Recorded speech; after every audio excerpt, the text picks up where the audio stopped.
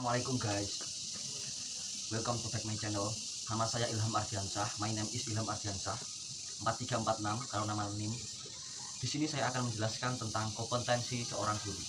Kompetensi bisa diartikan sebagai kemampuan untuk melaksanakan suatu tugas atau pekerjaan yang dilandasi atas pengetahuan dan keterampilan, serta didukung oleh sikap kerja sesuai dengan tuntutan kompetensi. Dalam Peraturan Menteri Pendidikan Nasional Republik Indonesia Nomor 16 Tahun 2007 tentang standar kualifikasi akademik dan kompetensi guru, meliputi kompetensi yang pertama pedagogik, yang kedua kompetensi kepribadian, yang ketiga kompetensi sosial, dan yang keempat kompetensi profesional. Yang pertama yaitu kompetensi pedagogik. Pedagogik meliputi yang pertama menguasai karakteristik dari peserta didik. Artinya seorang guru harus bisa mengetahui atau mensifati karakteristik dari seorang peserta didik dari aspek fisik, moral, sosial, kultural, dan emosional. Jadi seorang guru harus bisa membedakan mana sifat-sifat seorang peserta didik yang moralnya sedikit atau banyak, jangan disamaratakan. Yang kedua, seorang pengajar harus menguasai teori belajar. Artinya seorang guru harus profesional dalam menguasai teori belajar dalam pengembangan pembelajaran untuk pendidikan. Yang ketiga, mengembangkan kurikulum yang terkait atas mata pelajaran atau bidang pengembangan yang diampu. Jadi seorang guru harus bisa mengembangkan, harus inovatif dalam pengajaran mata pelajaran dan atau bidang pengembangan yang diampu. Yang keempat, menyelenggarakan pembelajaran atau pengembangan yang mendidik. Ini artinya sama dengan poin ketiga.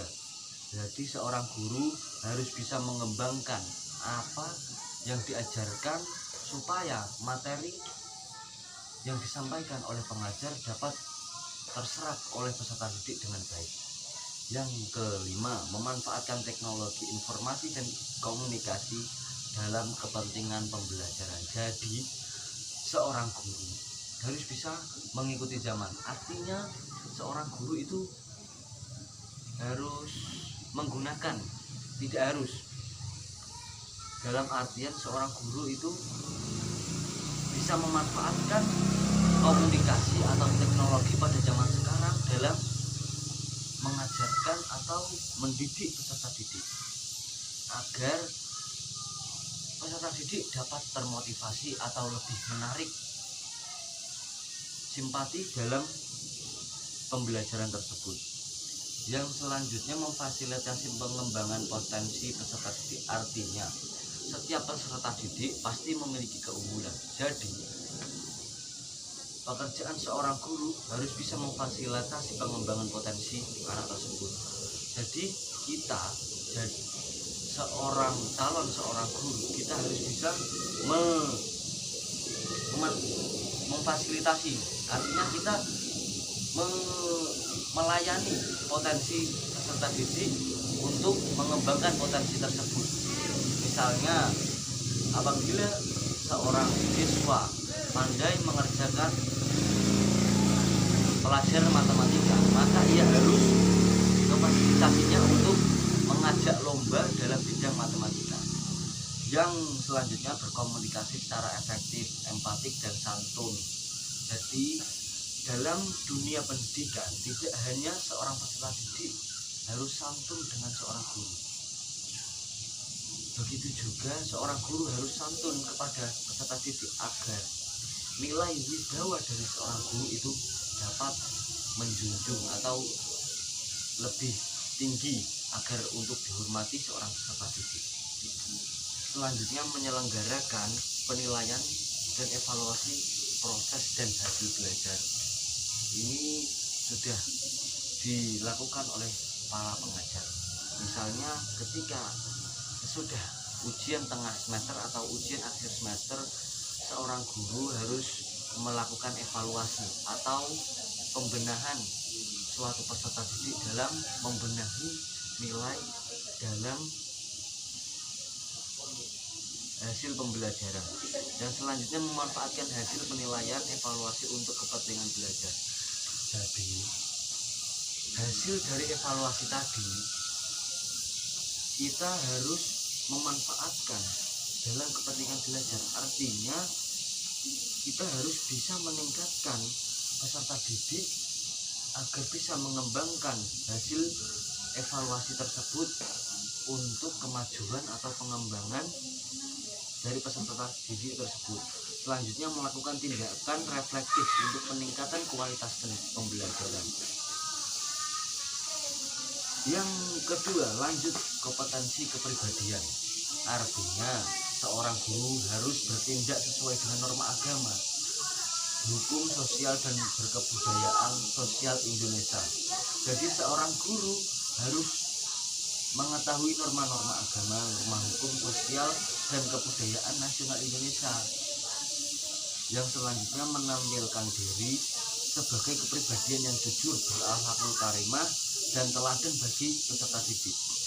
Jadi artinya seorang guru harus bisa memberikan contoh atau teladan bagi peserta didik dan masyarakat. Yang ketiga, peserta didik harus bisa menampilkan diri sebagai pribadi yang sabar, tekun, mantap, stabil, dewasa, arif, dan berwibawa. Dan yang keempat, menunjukkan etos kerja, bertanggung jawab secara profesional, rasa bangga menjadi diri dan rasa percaya diri. Yang kelima, seorang guru harus menjunjung tinggi kode etik profesi guru. Jadi harus menjaga baik-baik sikap dari seorang guru. Yang ketiga, kompetensi sosial. Kompetensi sosial di sini saya menjelaskan bersikap inklusif, bertindak objektif, serta tidak diskriminatif karena pertimbangan jenis kelamin. Jadi seorang guru tidak boleh membedakan peserta didik dari agama, ras, kondisi fisik, latar belakang keluarga, dan status ekonomi sosial. Jadi seorang guru harus bersikap adil. Yang kedua, berkomunikasi secara efektif. Seorang guru harus bisa berkomunikasi secara efektif, santun sesama pendidik, harus bisa bersilaturahmi antar pendidik dan tenaga pendidikan, orang tua dan masyarakat. Selanjutnya, beradaptasi di tempat bertugas di seluruh wilayah Republik Indonesia yang memiliki keragaman sosial budaya. Selanjutnya, seorang guru berkomunikasi dengan komunitas profesi sendiri. Artinya seorang guru harus berkomunikasi ya sama-sama, dalam artian seorang guru harus bisa menghormati dan menjaga tali persaudaraan antar profesi sendiri ataupun profesi lain secara lisan, tulisan ataupun bentuk lainnya. Yang keempat, seorang guru harus memiliki kompetensi profesional. Artinya seorang guru harus bisa menguasai materi, itu wajib. Karena apabila seorang guru tidak bisa menguasai materi ataupun pola pikir keilmuannya yang mendukung, maka mata pelajaran yang diampu tidak akan semaksimal mungkin dan tidak bisa sempurna dalam pencernaan pemikiran dalam pembelajaran seorang peserta didik. Yang kedua, menguasai seorang pengajar harus bisa menguasai standar kompetensi dan kompetensi dasar mata pembelajaran atau bidang pengembangan yang diampu. Tadi sudah saya jelaskan pada poin-poin yang pertama dalam kompetensi pedagogis. Yang ketiga, mengembangkan materi pembelajaran yang diampu secara kreatif. Maka seorang guru harus bisa mengembangkan materi pembelajaran sekreatif mungkin agar bisa dicerna atau diterima oleh peserta didik secara apa bahasanya, secara langsung ataupun secara singkat ataupun efektif. Yang selanjutnya, seorang pengajar harus bisa mengembangkan keprofesionalan secara berkelanjutan dengan melakukan tindakan reflektif. Artinya seorang guru harus bisa mengembangkan keprofesionalannya. Tidak hanya seorang guru harus bisa ini itu dalam bidang keilmuan, maka seorang guru harus bisa melakukan kegiatan di luar dari keprofesionalan seorang guru. Yang terakhir, seorang guru harus bisa memanfaatkan teknologi informasi dan komunikasi untuk berkomunikasi dan mengembangkan diri. Jadi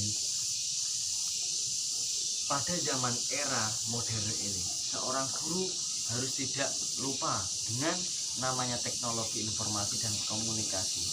Artinya seorang guru harus berkomunikasi dan mengembangkan dirinya dari pembelajaran teknologi informasi dan komunikasi yang diambil dari sumber-sumber internet ataupun informasi dari teknologi pada zaman modern ini. Terima kasih telah menonton video saya. Apabila ada salah kata ataupun tidak suka di hati pemirsa, saya mengucapkan terima kasih. Ataupun saya pamit undur diri. Wassalamualaikum warahmatullahi wabarakatuh. Bye bye.